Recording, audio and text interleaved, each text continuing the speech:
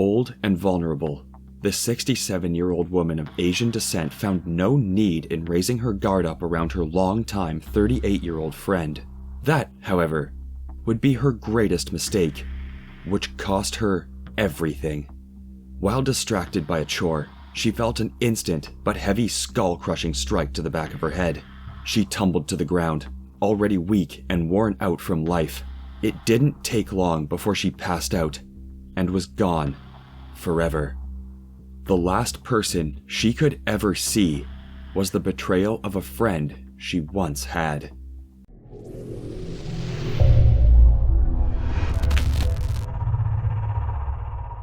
Mi Quen Chong was known by her neighbors to be very kind-hearted and easygoing.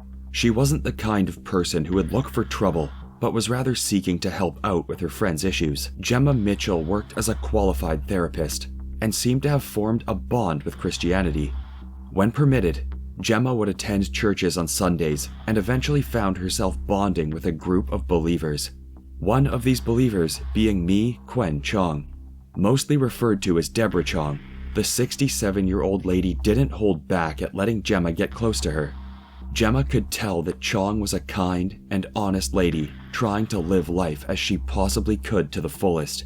At first, their relationship only bloomed at the church gatherings where they would sit and discuss various topics on life and business. Eventually, the two found themselves drawing nearer and nearer, and before long, they had already called up each other and decided to meet for food at a restaurant. Their relationship was but innocent in all decent, or at least, Chong thought. She had no time to stress over the woes of the world, and though she was no fool, she couldn't have thought Gemma would ever have the intention of hurting her in any way. Time went by, and these two ladies only found themselves closer by the minute. Close enough that Jenna would occasionally visit Chong at her home, where they would dine and chat away. The neighbors took notice of the close relationship brewing between them, but knowing Chong very well, they chose to believe she was capable of handling herself, and that it was best to have an extra helping hand. This was to be the case down the line. Chong hadn't always been in the best shape, not compared to her earlier years, and as time passed by, her mental health only suffered more. This was around the time Gemma became more requesting handouts. Gemma's true intention for friending Chong had always been unknown, but whether it was pure or not, Gemma would come to learn of Chong's fortune, and after this discovery, she would constantly take from Chong. Gemma would get transfers and handouts from Chong on close occasions, and Chong, being benevolent as ever and trusting of Gemma as well, shared a lot of information about her finances with the 38-year-old. It was during this interval of Chong's unwell state, Gemma had been working on renovating and repairing her €4 million dilapidated family house. Gemma had convinced Chong to help her out with €200,000 for the repairs, but Chong's depreciating mental health left her with a hard decision to back out of her offer with Gemma. Chong was sad that she couldn't pull through for her friend, but reasoned that her health was way more important than a renovation. Gemma, on the other hand, couldn't bear the disapproval. She felt tormented, and only then did her true colors show. She needed the funds, and decided she would receive them one way or the other, and she knew just how to. Weeks later, she decided to pay Chong a visit, and with a big blue suitcase, which she could be seen carrying along by the street cameras. It was June 11th, and Chong was busy with her daily chores as she tried to get by the house. She wasn't the happiest person a person could be, but she was coping, living through the day. She soon heard a knocking at her front door, and almost instantly knew it was Gemma coming for a visit. She hurried off to the door and greeted her old friend. Gemma had been busy before coming by, as she had with her a big, blue suitcase. Chong believed Gemma had brought over some of her things in hopes that she could move in for a while with Chong. Chong felt guilty for shattering Emma's hopes of renovating her home, and being as kind-hearted as she was. So she decided to let Gemma in. Gemma played her cards calmly and casually as usual, trying not to stir up Chong's suspicions.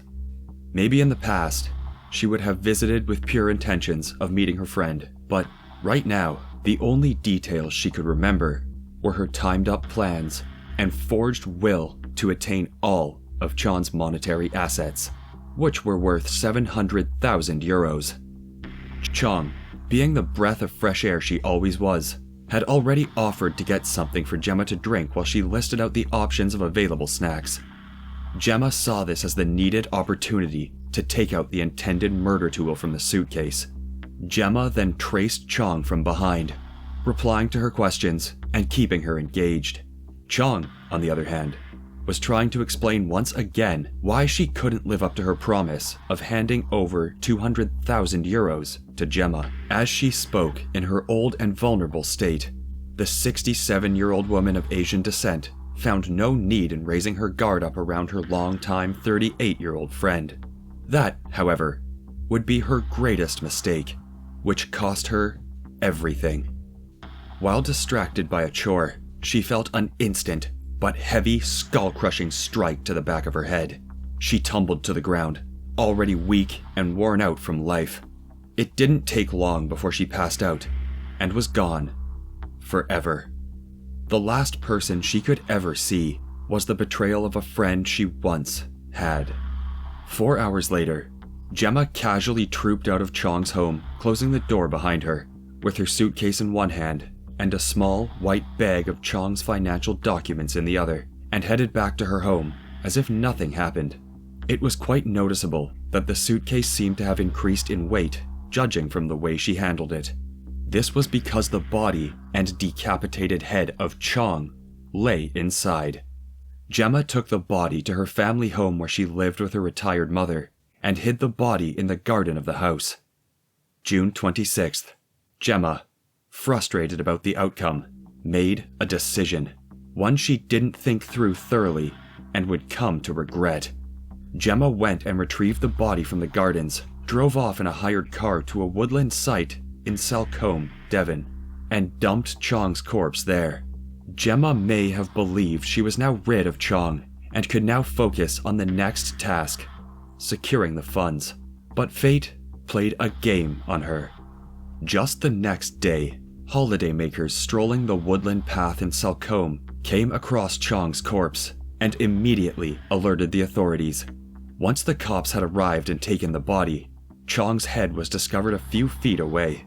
Tests brought forth Chong's identity, and the blue suitcase was discovered as well. More evidence slowly turned up, but nothing to truly link Gemma with Chong's death. It would not be long before the cops were all over the case and Gemma's home was searched.